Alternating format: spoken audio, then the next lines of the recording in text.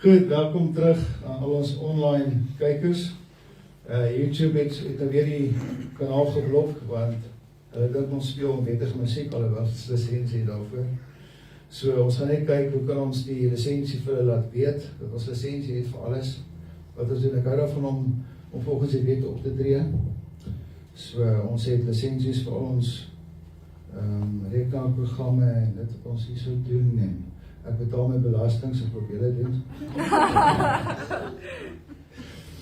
Goed, so kom ons hoor gou. Wat beteken dit om te sweer? Jy lê eet af. Jy beloof iets. Jy beloof Jy iets. eet af. Ja. So jy beloof eintlik iets. So hoekom dink jy sal Jesus sê ons moenie sweer nie?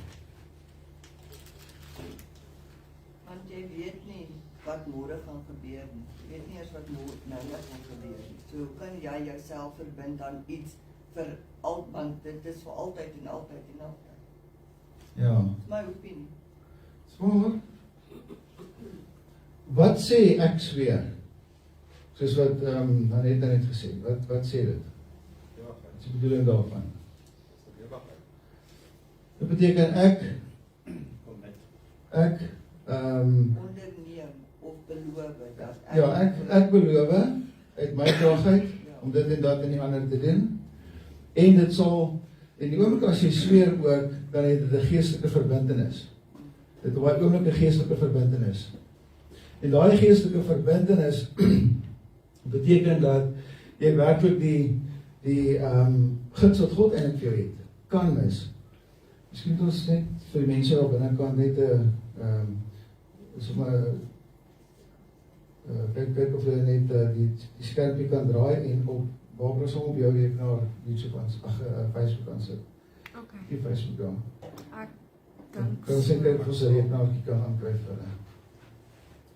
Goed, so as ons dan kyk dan na wat die Bybel sê, Matteus 5 vers 33 vers tot 37, moet ons besef, daar's goed wat ons gesweer het in ons verlede, wat ons tot vandag nog bind is. Een van die goed wat nie net algemeen, as jy vir Jesus sê, Here, ek vra vergifnis van al my sondes, is dit een van die goed wat nie sommer net afgesny kan word nie. Want onthou, dis 'n ding wat jy plant 'n paal in sement. En jy kan nie sommer sê, ek weet mense die paal was nooit daar gewees, en hoef die paal weg nie. Dit is so solied soos wat hierdie geestelike aspek is. En hoekom weet ek dit? Want in die beradingkantoor het ek nou agtergekom, daar's heelwat mense wat 'n eed sweer of beloof of een of ander iets onderneem wat hulle gaan doen of gaan wees of wil bereik of wat ook al die geval mag wees, en dan bind daai ding hulle so dat hulle in die lewe opgang maak nie. Jy het al die vaardighede, al die kundigheid, al die talente om alles te doen, maar jy kom net nooit by die finansies en die voorsiening daarvan uit nie. En dit is die rede hoekom, ook as jy 'n eed gesweer het, as jy byvoorbeeld ook die teenoorgestelde gedoen, sê ek sal nooit weer iemand vertrou nie. Jy sweer eintlik 'n eed as jy dit sê. Want ek sal beteken, dit staan vas en dit kan nie verander nie. En nou gaan dit wees, of ek sal nooit weer, vrou sê, na 'n gruwelike egskeiding byvoorbeeld, ek sal nooit weer 'n man vertrou nie. Maar wat gebeur? Sy gaan of vernietig in 'n man se trou, of sy gaan nooit weer 'n man kry nie. Een van die twee. Want wat gee dit die duiwel die reg? Dit gee die duiwel die reg deur daai kanaal om jou te beïnvloed, selfs die teenoorgestelde te sê, byvoorbeeld, kom uit 'n baie slegte huis uit. Ekskuus. Kom uit 'n baie slegte huis uit. En jy sê vir jouself, maar ek sal nooit trou nie. En dan kry jy nooit 'n man nie, of jy kry nooit 'n vrou nie. As gevolg van daai eed wat eintlik gesweer is, deur daai vaste stand te maak. En die oomblik as daai ding gebreek is, en mense identifiseer dit en die breek daai ding, beteken dit, nou kan ek loskom van daai aspek. Nou kan ek loskom van daai effek. Soos, ekskuus, sal nog soetjies daarso. Ekskuus dan. Ek dink as die jeans se bol dan nog nie so doorsmaak, nee. Kan nie meer. Jy moet van daai wees, want daai gaan nie werk nie. So met ander woorde, As ons kyk na byvoorbeeld besigheid of byvoorbeeld finansies. Ek gaan 'n bietjie praat oor finansies veral. Jy begin aanvanklik hierdie besigheid en jy maak die sommetjies en jy maak die berekeninge en jy sê ek gaan hierdie besigheid groei en ek gaan 'n miljonair word. Ek sal 'n miljonair word. Ek sal sorg dat hierdie besigheid nooit ondergaan nie. Al vra jy die Here, wat maak jy eintlik? Ek sweer en eet dat ek dit sal doen en reg kry. En dit beteken, nou kom daar 'n binding op baie besigheid. Ek het dit self ook gedoen, ek het my besigheid verloor. En ek weet ek was baie goed geweest in dit gedoen het. Dis nou baie jare terug. En aan die einde van die dag, die oomblik as ons daai invloed het wat jou terughou, wat jou weghou van jou seëninge af, wat jou weghou van God eintlik om jou te seën, is dit eintlik 'n baie groot ongehoorsaamheid. Dan kom ek vat julle gaan na Petrus toe. Julle geweet die woord verloning in die Bybel is ek sweer ek ken jou nie. Afsweer eintlik. So Petrus kom en hy sweer Jesus af.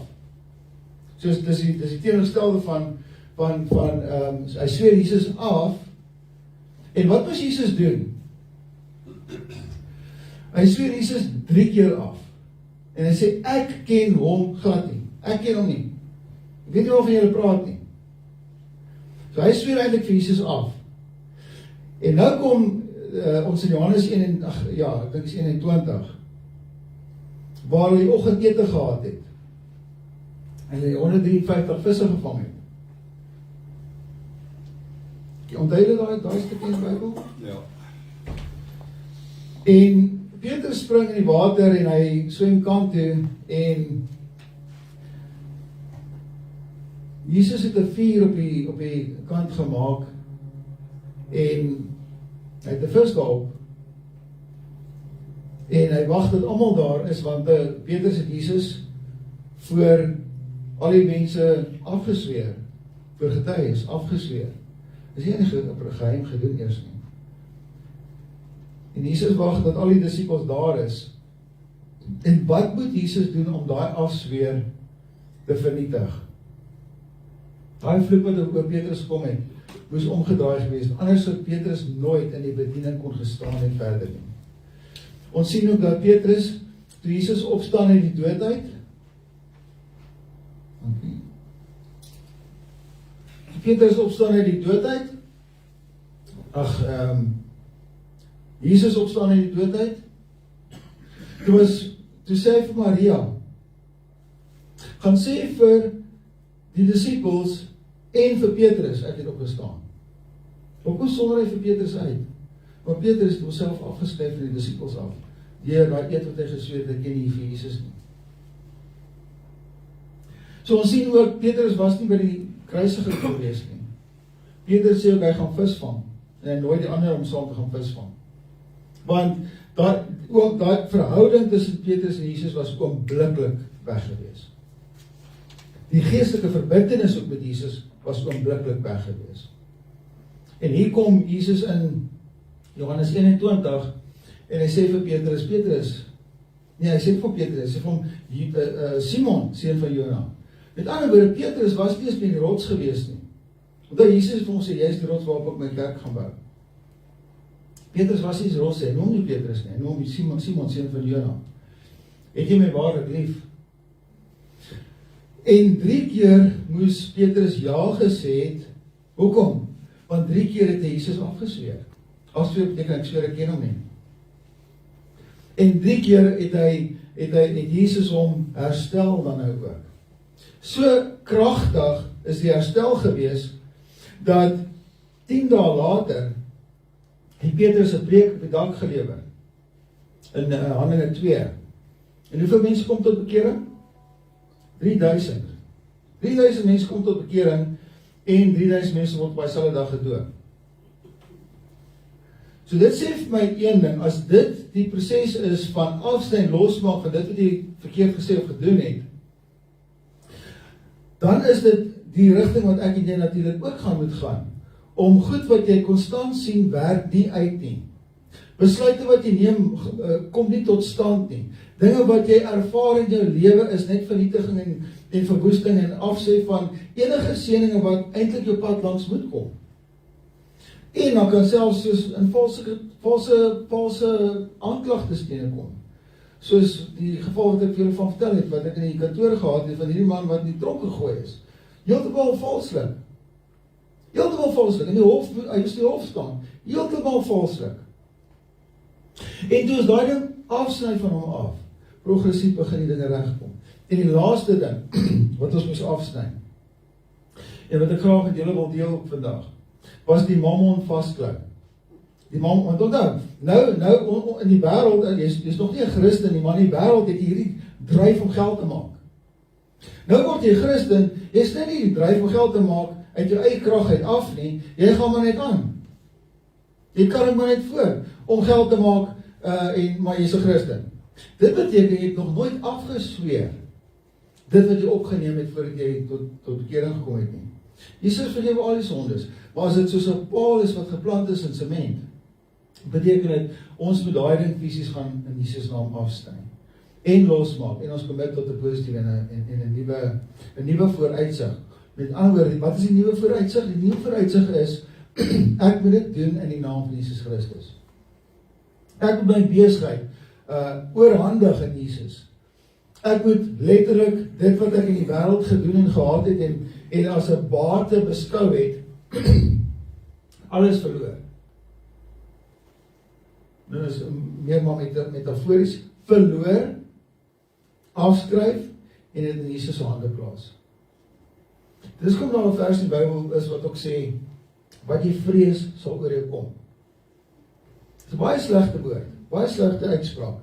Maar dis om ons te beskerm dat die Here sê, moenie vrees nie, want ek is daar. Ek meen, hoeveel keer kyk 'n bietjie, hoeveel keer Jesus gesê het in die Nuwe Testament, moenie vrees nie.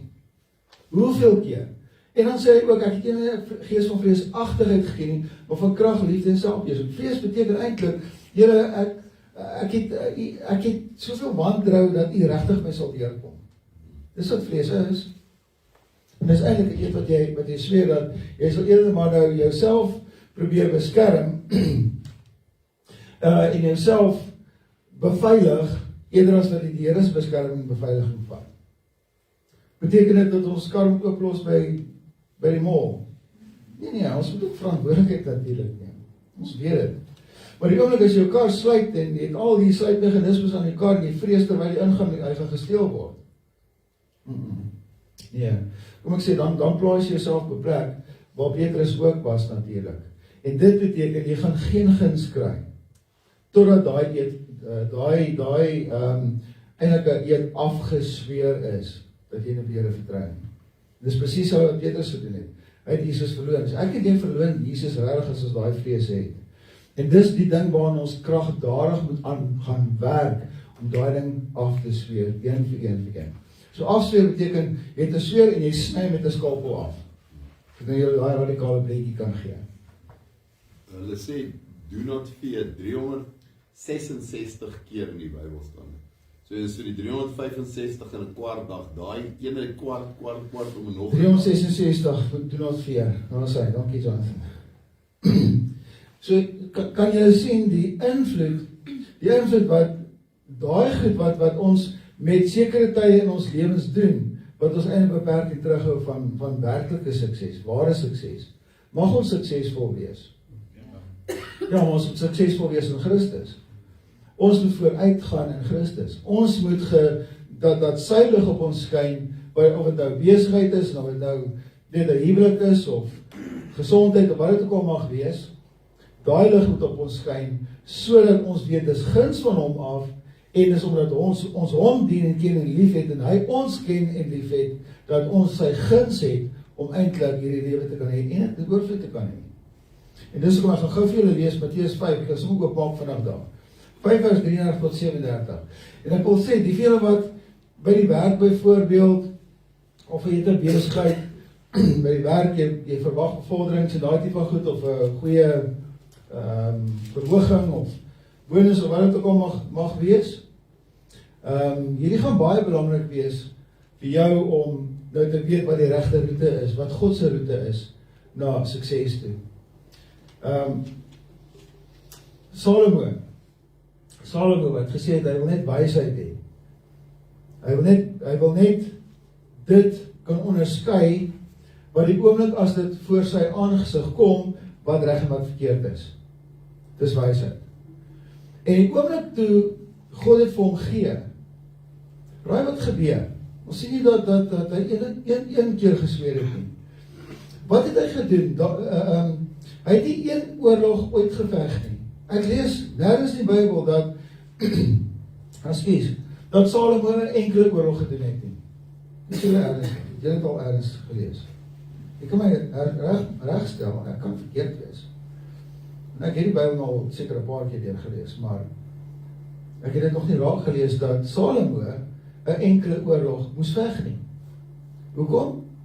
Want hy het geweet, hy het genoegsaamlike wysheid gehad om nie 'n eed te sweer vir enigiets nie.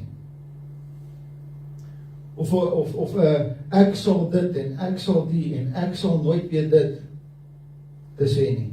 Want dis die wysheid wat God hom gegee het om dan eerder die guns van God te kry deur te onderhandel met die volke, en daai onderhandeling het gemaak dat daar deurbrake gekom het. En ons sien ook dat Salomo was een van die rykste konings wat ooit geleef het. Hy was so ryk, hy was sy goud klaar blyklik onder die grond en God het goed begrawe het. En dit is uit daai agtergrond uit wat ek nou hier skrif hier wil lees, ook Matteus 5:33 tot 37. Verder het julle gehoor dat aan die mense van die ou tyd gesê is. Nou Jesus is aan die woord hier, hy sê jy mag nie vals sweer nie. Jy mag nie vals sweer nie, maar jy moet jou ede aan die Here hou. So wat is vals sweer? Vals sweer is ook om vir iemand 'n belofte te maak en nooit daar te kom. Die beloftes het ek en jy gemaak. Ek sluit myself in. En het nooit nagekom nie.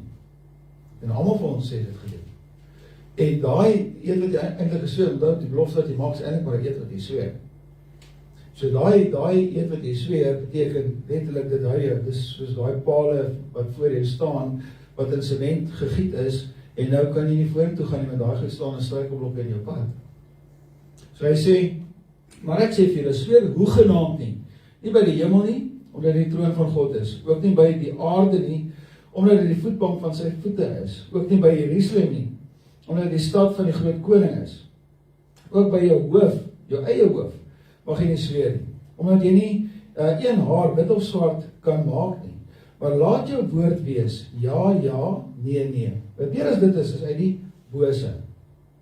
So wat sê Jesus eintlik vir ons, en ons nou baie mooi lees hier so, hy sê dit nie net terloopsagtig uit die bose uit nie, as jy nou dit eet sweer nie. Hy bedoel dit. En dis hoe hy sê, hierdie ding gaan jou bind as jy dit gaan doen. Dit gaan jou vashou en gaan jou terughou en daai spesifieke ding is iets wat jy maak, wat net jy moet preek. Soos Petrus het Jesus verloon en Petrus moes 3 keer gesê het hy het hom lief. Petrus het gehuil, hy het geween, hy het berou gehad toe hy gesê het dat Jesus lief. Met ander woorde, daai omgekeer was dinamies geweest vir hom ook natuurlik.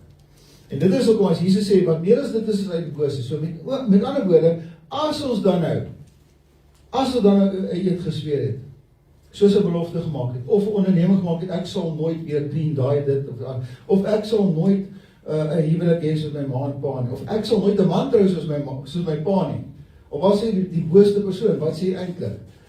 Ek gaan my eie lewe en my eie paadjie uitkap, om 'n man te kry wat nie soos pa is nie. En wat gebeur? Jy kap jou eie paadjie en die duiwel bring vir jou man. Ek weet is nou nie julle nie. Dit metafories nou. Die Here bring vir jou man wat so wonderlik lyk, hy slaan jou voete onder jou uit, hy is die naaste en bring blomme en chocolates, en vat jou plekke heen, en die oomblik as jy getroud is met hierdie verander hy in die huisduiwel. Die kerk engel en die huisduiwel, ken jy daai? En dis wat gebeur, want die eintlike, ek dink die bedoeling agter dit is, Here, U is nie goed genoeg om by die ordentlike man te gee nie. Ek sal hom weeg, en as ek net sien, dat hy teenoorgestel van pa is, dan sal ek hom trou. En wat gebeur nie? Mense dra maskers, alles het mekaar net ontmoet. Hulle dra maskers, nie vir hulle dra nie maskers by die werk nie. Ons verander. Die oomblik as ons werk kry, die oomblik as ons by die werkplek aankom, verander ons. Die oomblik as jy by kliënte is, as jy besigheid het, verander jy. Hoeveel weet dit? Jy is die nice persoon, hierdie ou wat voor jy staan, is die wonderlikste mens, hoekom, want jy produk kan omverkoop, byvoorbeeld. En is dit onnatuurlik? Nee, dit is nie onnatuurlik nie. Ek dink nie met regtig al jou persoonlike goed voor die kliënte uithaal natuurlik nie. Maar ek sê om jou te wys dat daai transformasie wat 'n persoon maak voor die troue en na die troue is so vernietigend, kan so vernietigend wees dat 'n huwelik en kinders en finansies en alles daaronder kan lê. Jou hele lewe word gebind rondom daai een besluit. Ek sal nooit iemand trou soos my pa nie, en hier is hierdie wonderlike man met die masker, maar jy weet nie hy het die masker nie. Of selfs die vrou met die masker, en jy weet nie sy het die masker nie. En dan kom dit uit, jy trou met hierdie wonderlike, pragtige, wonderlike vrou, wat alles kan besluit en alles kan doen, en almal ken, en jy kom agter sy is 'n Jezebel. Ek weet nie of jy ken die Jezebel nie. En dis wat Jesus sê, daai laaste paar woordjies, dit is uit die bose, die oomblik as ons hierdie gedoen, beteken die duiwel kring reg daaroor, en hy beïnvloed jou nadelig. Hy beïnvloed jou sake, hy beïnvloed jou besluite, hy beïnvloed jou transaksies, hy beïnvloed jou kinders, want hierdie goed dra ongelukkig ook oor na ons kinders toe. Byvoorbeeld, iemand uit die voorgeslagte vervloek God, omdat daar droogte op sy plaas is. Ek het al gelees van 'n ou wat geskiet het in die hemel om God uit te skiet. Toe kom al weerlig, letterlik uit die hemel uit en slag hom dood. Dan dit 'n paar keer gebeur, ek het dit 'n paar keer raak gelees. En nou kom die nageslagte van daai ou en daai vloek kom op hulle ook. Dieselfde met goed soos vrymensery en satanisme. Daai ede wat gesweer word aan Satan, word oorgedra aan nageslagte, en die ding is, daai goed moet afgesny word, voordat 'n persoon kan vooruit gaan in die lewe. Dieselfde werk met gesondheid, in Lukas 13 vers 16, jy kan dit gaan lees, is daar 'n vrou wat 18 jaar lank aan 'n siekte toestand gelei het, sy kon nie loop nie. En Jesus het die vloek oor haar gebreek. Die Bybel sê sy was 'n baie gelowige vrou gewees, so dis nie sy wat dit gedoen het nie. Daar het 'n vloek van haar voorgedra, heel waarskynlik van die voorgeslagte af. Jesus het die vloek gebreek, en toe hy die vloek breek, te word die vrou gesond. Nie alle siektes is noodwendig vloeke nie. Jy loop nie eens breek nie noodwendig die duiwel nie. Dis net hierdie sonnige wêreld wat dit eintlik maar oor 'n mens bring. Of gesien 'n doringtrap is nie noodwendig die duiwel wat vandag sit het nie. Maar hy het nog 'n plan om dinge te verbronge te maak, te verdraai. Want eers na die sondeval het daar dorings in gekos gekom, né? Vind jy daai versie? So met ander woorde, as ons kyk waar Jesus sê, dit is uit die bose, beteken ons nou 'n bietjie gaan kyk. Terug in ons lewens, wat is dit wat ons gesê of gedoen het? Wat hierdie ding miskien ook nog in stand kan hou vandag nog steeds? Wat is daai spesifieke ding wat my lewe beïnvloed het, wat my huwelik beïnvloed het, wat my gesondheid, my finansies en baie ander goed, wat selfs my verhouding met God beïnvloed het? My pa het gesê, ek sal nooit weer in God glo nie, omdat iets baie slegs probeer, of hy besigheid verloor het, of iets nie gehad het. Daai moet gebreek word, anders dan gaan hy nooit vooruit gaan nie. En ek weet, my eie familie was al klompvloeke geweest wat uitgespreek is, wat ek een vir een moes gaan sit het, en eintlik die goed van my familie, en die vloeke van hulle, wat uitgespreek het, afsweer. My pa het 'n klomp goed, waarvan ek spesifiek weet gesê, ede wat hy gesweer het om dit weg te bly van sekere gunste van Here af natuurlik. So met ander woorde, as ons kyk na die woord afsweer, nou toe sê ek vir die vrou in die bradekantoor, ek wil net hierdie afsweer. Ja, ons mag nie sweer nie. Nee, maar as jy hom afsny, is ons nie sweer nie. Wat beteken die woord sweer beteken renounce? Dis die Engelse woord renounce, afsweer. Ek weet nie wat verloon is ook afsweer. As wij praat van verloning, is het ook afsweer natuurlijk. So met ander woorde, maar ons ken dit baie beter as afsweer of sweer. Hy eet sweer of hy eet afsweer. Afsweer is 'n goeie ding, om te sweer is 'n slegte ding, want nou plant jy daai paal waar jy gaan bots, jy gaan nooit deurbrake kry nie. Jy ken daai metaforiese prentjie. So dit beteken renounce, afswering, selfverloning of verloning. So in ander woorde, die woord verloning is letterlik die woord sweer, afsweer. Of ek sweer ek ken, soos nou Jesus, die afsweer daar van Jesus wat 'n slegte ding gewees. Ek sweer af dat ek Jesus nie ken nie. Of jy kan sê ek gaan nooit ryk word nie, of ek wil nog, wie het ooit gesê ek wil nooit ryk word nie? Beteken jy sweer af dat die Here jou nie kan seën ooit in die lewe nie. Ek wil net genoeg hê, Here. Ja, jy is baie selfsugtig. Wat beteken as jy net genoeg het? Beteken jy kan vir niemand anders te gee voorsien nie. Jy gaan nooit vir enigiemand anders te hand kan oopmaak en sê hoor, jy sal gehelp nie. Dis wat jy doen as jy sê ek wil net genoeg hê, sweer eet wat eintlik sê Here, net die oorvloed nie asseblief. En klink so heilig, maar dit is nie. En ek is nie 'n prosperity preacher nie. As julle binne 5 minute nie hiernatoe kom nie, en julle nie geseën gaan word, julle nie julle bankrekening vol gaan kry nie, daarin werk nie vir my nie. Julle ken ons die prosperity eens. As jy binne 5 minute jou R5,000 gaan gee, gaan die Here jou R1,000,000 gee vir die maand. Sorry, dit werk nie so nie. Jammer, dis nie God nie. Dis menslike verryking en rykdom en daai. Met ander woorde, as ons nou kyk, Handelinge, net om vir jou te wys, Handelinge 3 vers 14 tot 15 sê, en julle het die heilige en regverdige verloon en gevra dat 'n moordenaar aan julle geskenk sou word. Julle het Jesus afgesweer, praat met die Jode, en die leidsman tot die lewe het julle gedood. En nou sit hulle nog steeds in daai geestelike armoede. Nou sit hulle nog steeds en wag om 'n tempel te bou. Nou sit hulle vir hoeveel honderde jare nou al? 2000 jaar eintlik. Meer as 2000, nee, 2000 jaar, ja. Om net die tempel te kan bou weer. En hoeveel van hulle het al gesterf wat jy daai klaagmuur gebid het? Hulle gebede kom nêrens nie, kom nie. Want hulle Jesus afgesweer. So dit beteken, hulle moet eers daai afsweer losmaak voordat hulle 'n tempel sal kan bou. En hopelik gaan dit binnekort wees. Vir hulle om red heftigste slag, glo nou vir my, gaan niks doen nie, hoor. Gaan niks verander nie. Het gaan net maar een deel van die profetiese woord wees wat gaan waar word. En natuurlik om Jesus aan te neem, wat beteken dit? Om jouself af te zweer en Jesus as alles in die lewe toe te laat. En dis hoe myself verloor. Verloor beteken afsweer. Ek sweer myself af. Ek sweer my ou lewe af. Ek sweer die wêreld af. En alles wat ek daaraan gedoen en bereik het, sweer ek selfs af. En nou gaan ek beter afwees met dit wat die Here vir my wil gee. Nou kom ons kyk 'n bietjie na Mammon, die Mammon ding. Want nou in hierdie laaste tye wil die Here besighede en jou werk en jou bevordering en jou verhogings en daai tipe goed wat moet deurkom, wil die Here graag seën. Hoekom wil hy dit seën?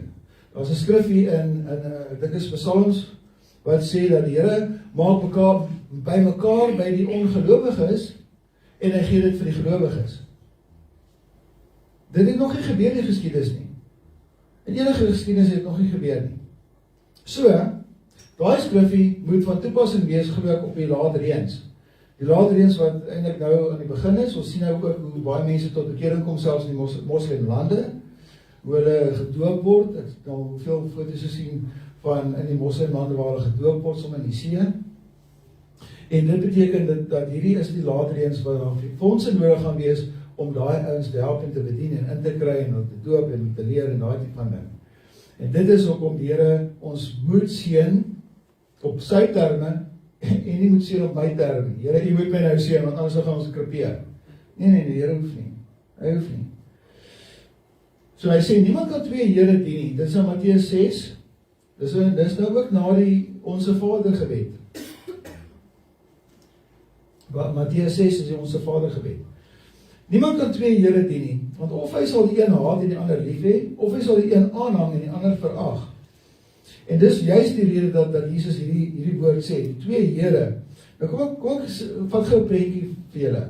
Daai vrou, dit was Maria Magdalena, as ek dit nie mis het nie, wat die olie op Jesus se voete uitgegiet het en Judas gesê het, maar weet, hierdie olie is duur, is net die jaar se salaris, kan verkoop word en die geld vir die armes gee. Nou in die eerste plek, Jesus het daai olie aanvaar wat op sy voete uitgegiet is. In die tweede plek, waarmee het die vrou daai olie gekoop? Dat het nog voorheen vir julle gesê.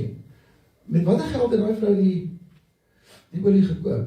Geld wat sy uit die hoedery het gekry. Die geld wat sy uit die hoedery gekry het.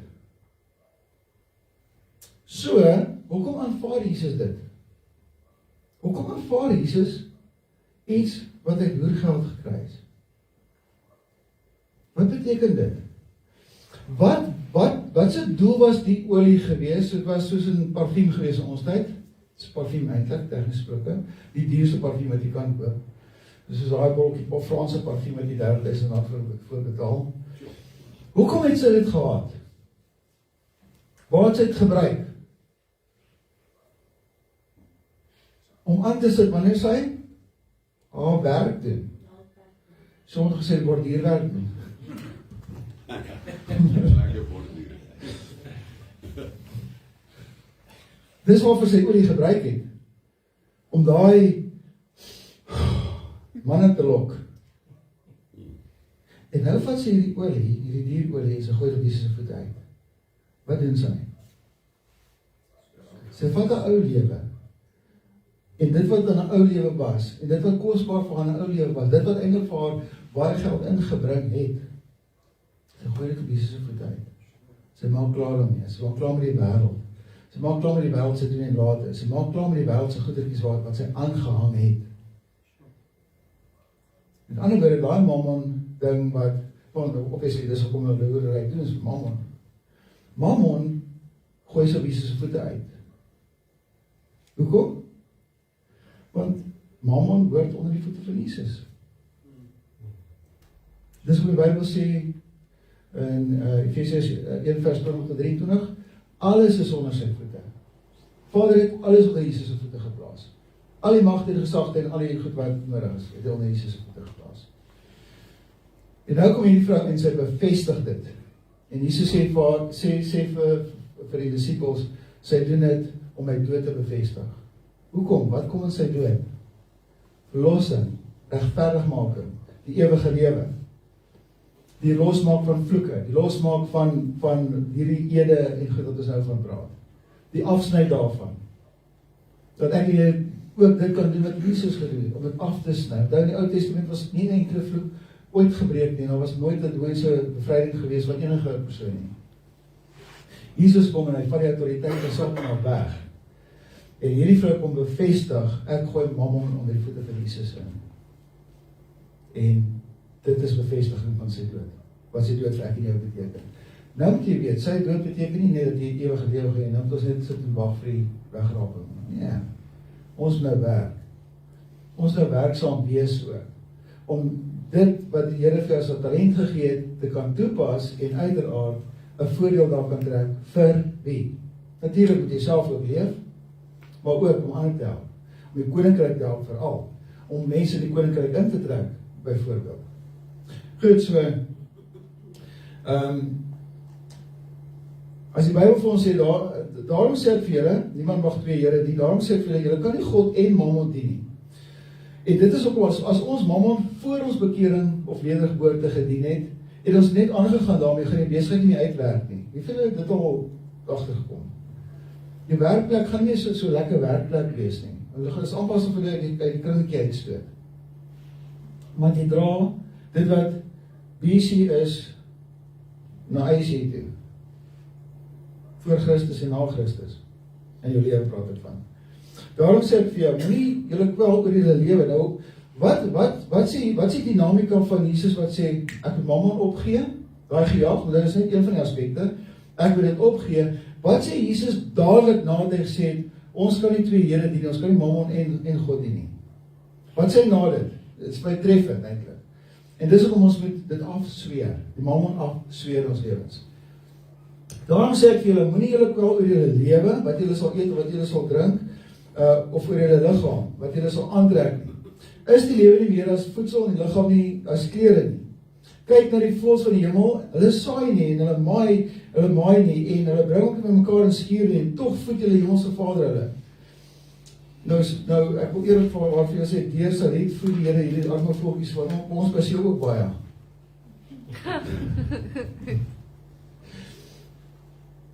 En julle is julle nie baie meer werd as hulle nie.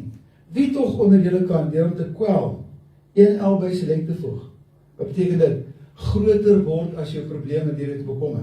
Ek gaan myself nou so bekommer, ek gaan sommer daar op 'n hoopie sit en net verkrummel, want ek kan deur dit gaan ek môre groter wees in my probleme.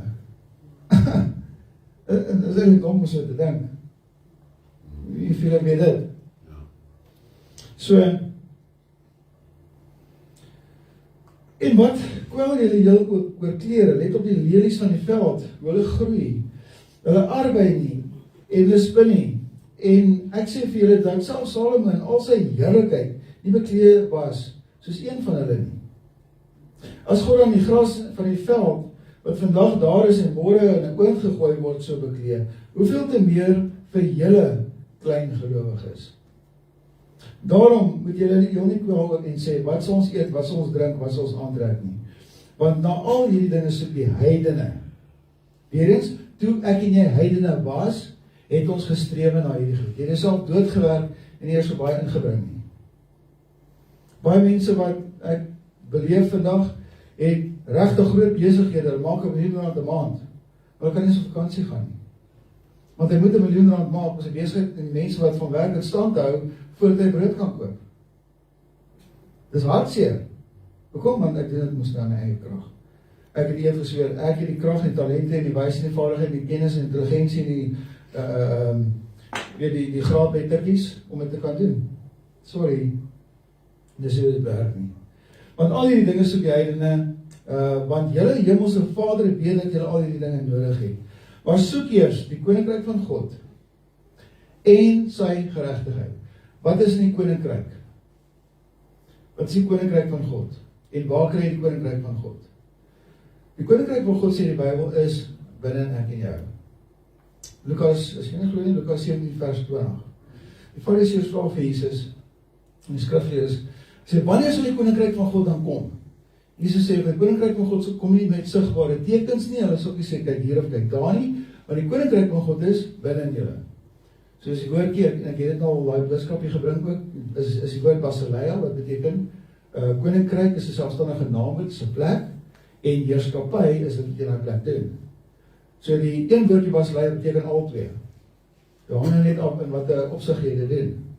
So as ons dit verder lees, en ons lees dit op die woord van, wat beteken heerskappy, dan vra die Fariseërs vir Jesus, wanneer gaan hierdie heerskappy dan nou kom, om nou die Romeine te oorheers, en ons los te maak van hulle af. Jesus sê, die heerskappy van God, kom nie met sigbare tekens nie, ons sal nie sê, kyk hier of kyk dan, die heerskappy van God is binne in julle. So wat beteken dit? Ek gaan nooit heers oor omstandighede as ek nie in die koninkryk is nie. En wat is die eerste stap na die koninkryk toe? Natuurlik moet ek Jesus Christus aanneem, en moet ek as volwasse persoon gedoop word in die naam van die Vader, Seun en Heilige Gees. En dan moet ek ook gedoop word met die Heilige Gees, om die toerusting te kry natuurlijk. Maar om autoriteit te kry, is die heel eerste stap om gedoop te word in water. So, as jy nou as 'n jong tiener gedoop is, en jy dit gedoen vir die wou daarvan, sal ek voorstel jy maar weer gedoop word, op grond van dit wat jy weet wat die doop regtig beteken. Beteken jy gaan die hemel mis nie, beteken dat jy gaan meer autoriteit hê, wat jy besef, wat die autoriteit behels. Want nou beteken dit, die autoriteit beteken dit, ek het alles in die naam van Jesus Christus om vyande te verslaan, om die Satan en sy vyande en sy werkers te verslaan. Hulle is my vyand en die Here gee my die wapens om dit te verslaan.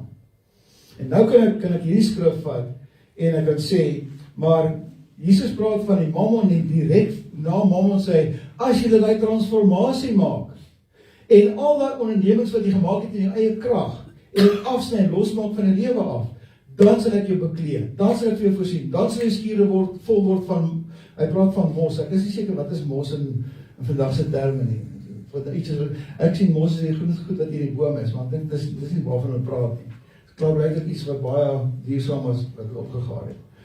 Maar in elk geval, hy sê, hy sal in alle opsigte, sal hy vir ons voorsien. En dit is net so, ek sien dit by daaglikse lewe ook.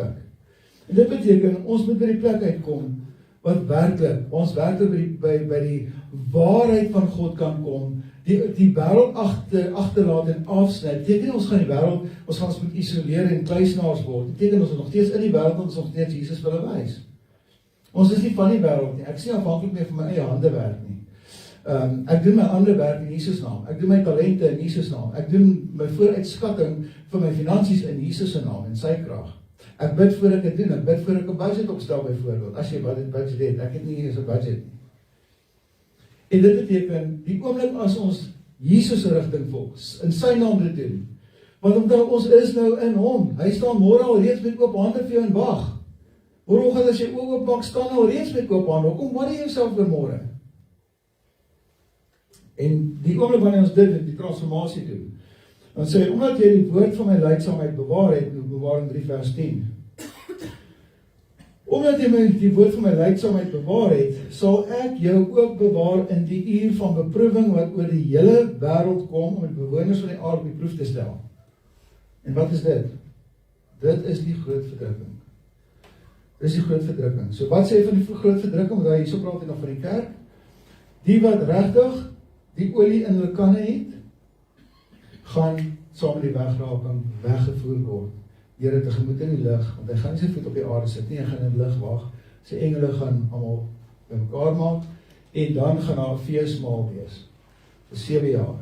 Terwyl daar chaos op aarde gaan wees vir 7 jaar. Goed, maak dit weer sin. So ek wil vra dit vanoggend. En onthou ons, ek hou daarvan om die goed prakties te maak ook.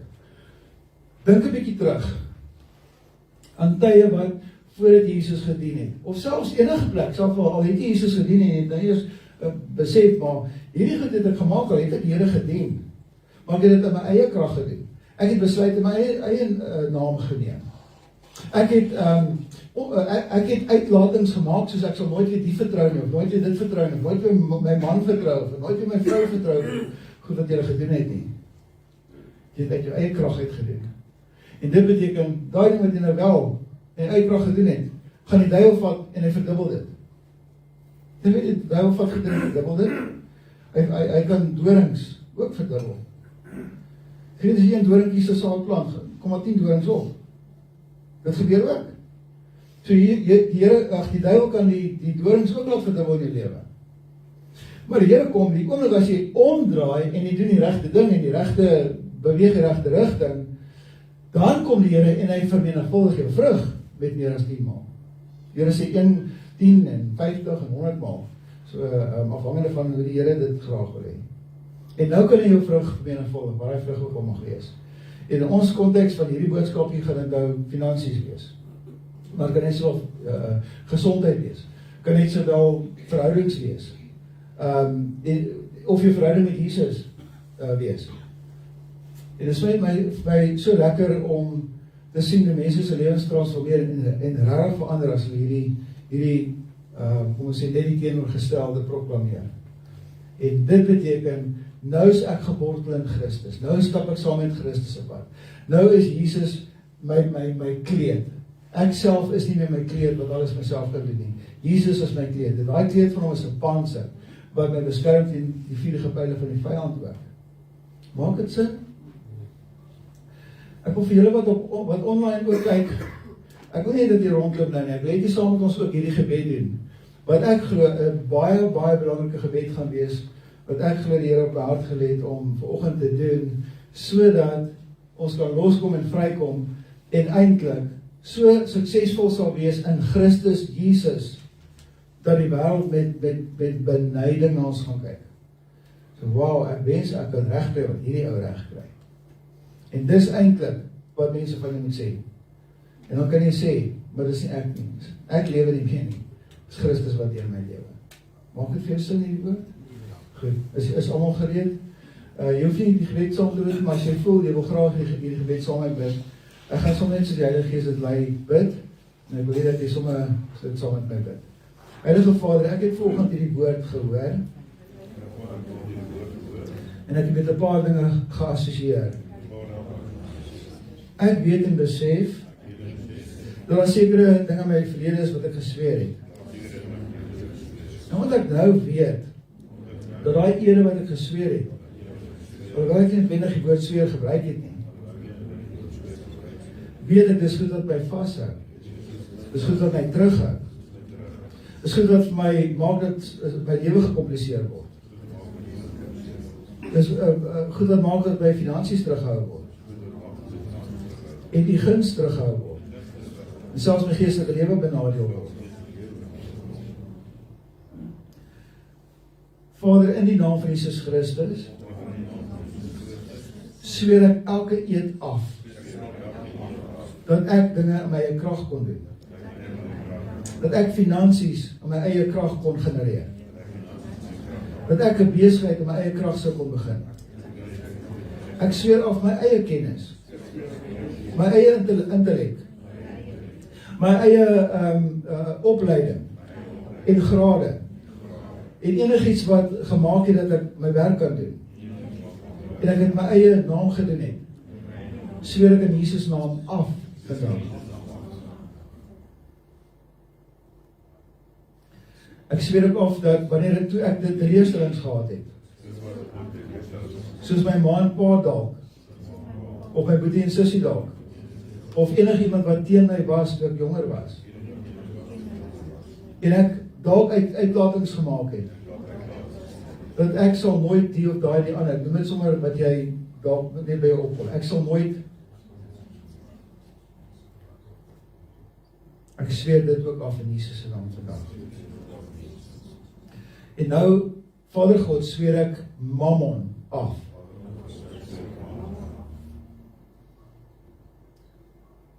Ek wil vra, Vader, as ek ooit Mammon oorgedra het in my geestelike lewe toe, en suinig was om te gee wanneer daar regtig behoefte was, of vir die koninkryk te gee, sweer ek vandag af in Jesus Christus se naam. En ek verklaar vandag, onomwonde, Jesus Christus is my redder en my saligmaker.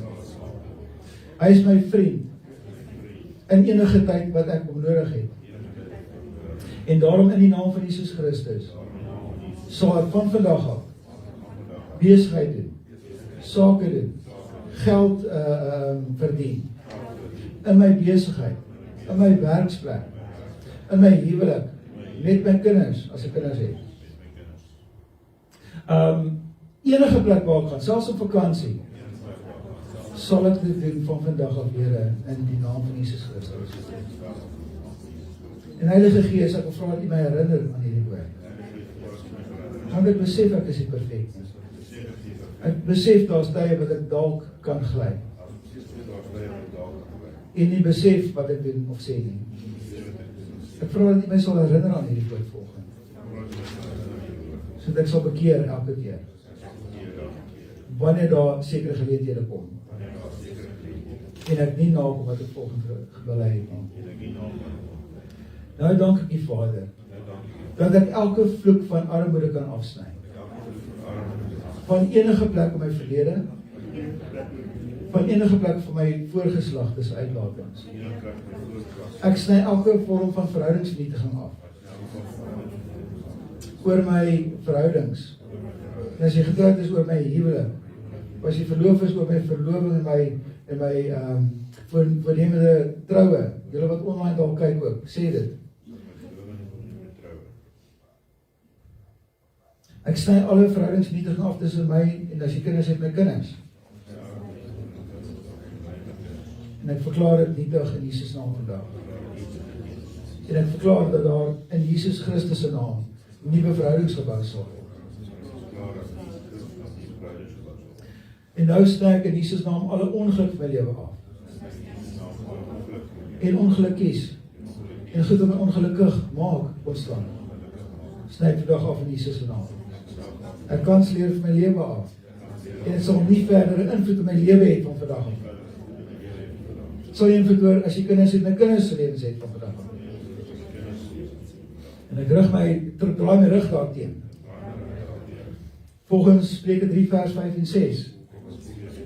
Trek U, Vader, my paai gelyk. En dat van vandag af sal my paai nie ooit weer paai van ongeluk kruis nie. Of vernedering, of weghou van my seëning af nie. Van vandag af volgens u woord, sal my paai die paai van seëninge kruis, van oorwinning kruis, van goeie verhoudings kruis, van gesonde lewenstyl kruis, en oorvloed sal oor my lewenspad kom, om ook vir ander te kan uitdeel. U maak my hoof vet met olie, my beker loop letterlik oor. Ek verklaar dit omdat dit die woord is, en omdat dit die lewe is.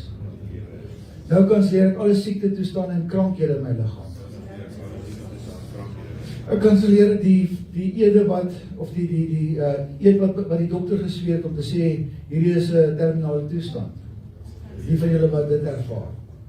Ek kanselleer die dokter wat gesê het, ek het 'n toestand.